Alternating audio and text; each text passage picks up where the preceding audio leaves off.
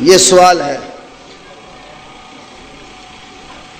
کیا رفع الیدین منسوخ ہے؟ کیا نبی صلی اللہ علیہ وسلم اپنی اخیر عمر تک رفع یدین کیا؟ اگر کیا ہے تو صحیح ترین حدیث پیش کریں۔ فَإِن لَّمْ تَفْعَلُوا، اِلَّم بھی سائل کو لکھنا نہیں آتا، یعنی کیسے لکھا ہوا ہے؟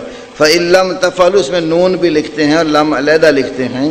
وَلَن تَفْعَلُوا، اپنی طرف سے اتمام حجت کر رہا ہے کہ یہ پیش کر نہیں سکتے۔ بات سمجھو، منسوخ، ناسخ اور منسوخ۔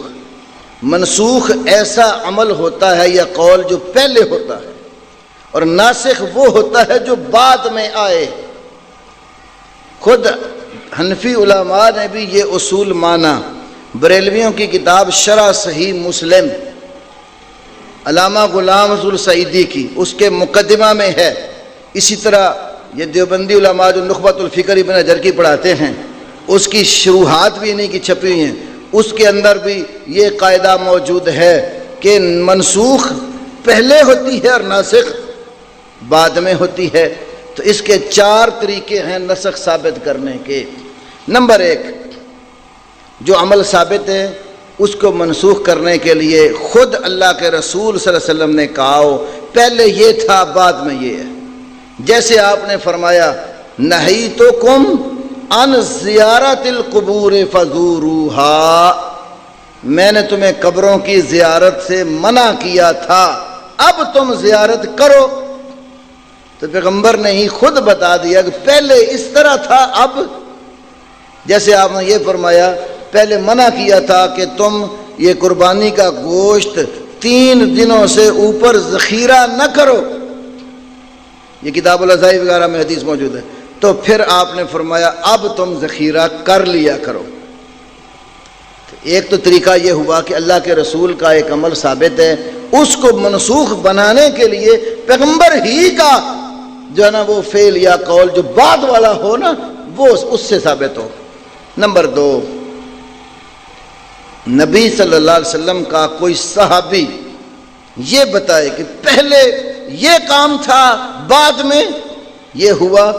جیسے حضرت جابر کی حدیث ہے کہ کانا آخر الامرین ترک الوضوء مما مست النار، 2 کاموں میں سے آخری کام یہ تھا کہ آگ پر پکی ہوئی چیز سے وضو کو چھوڑ دینا، وضو نہ کرنا۔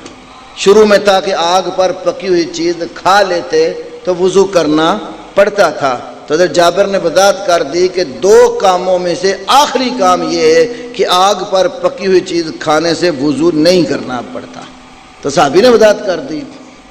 تیسری بات یہ ہے کہ تاریخ کے حوالے سے معلوم ہو جائے کہ یہ کام پہلے کا اور یہ اس کے بعد اگلی تاریخ کو یہ ہوا۔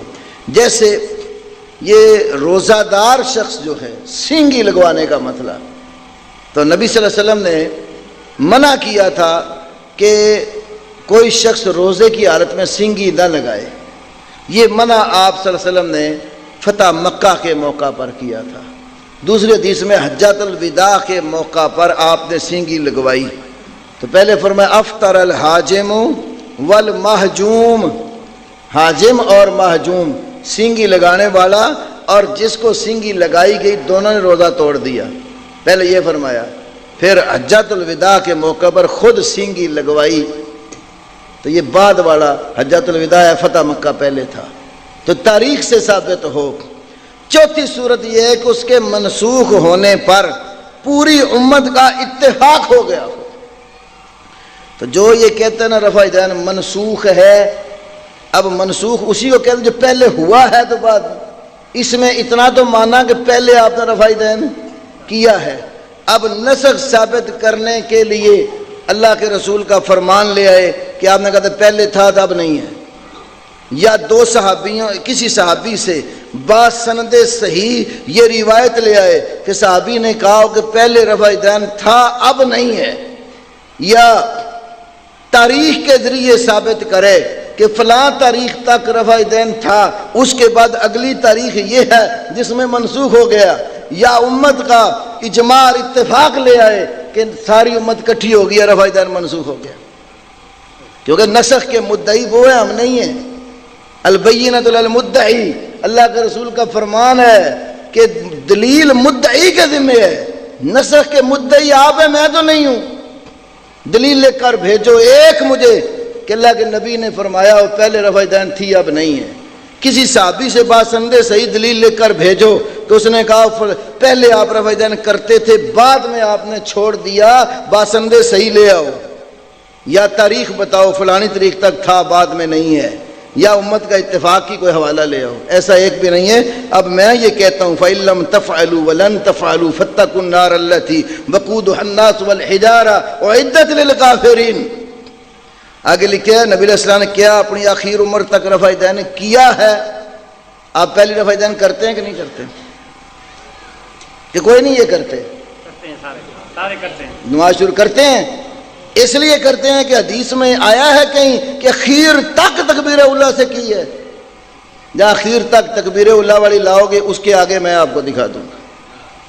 آپ کے علامہ ذیلی حنفی نے نصب الرایا میں پہلی رفع دین کے بارے میں لکھا دائمی ہے۔ دلیل کیا ہے دائمی کی؟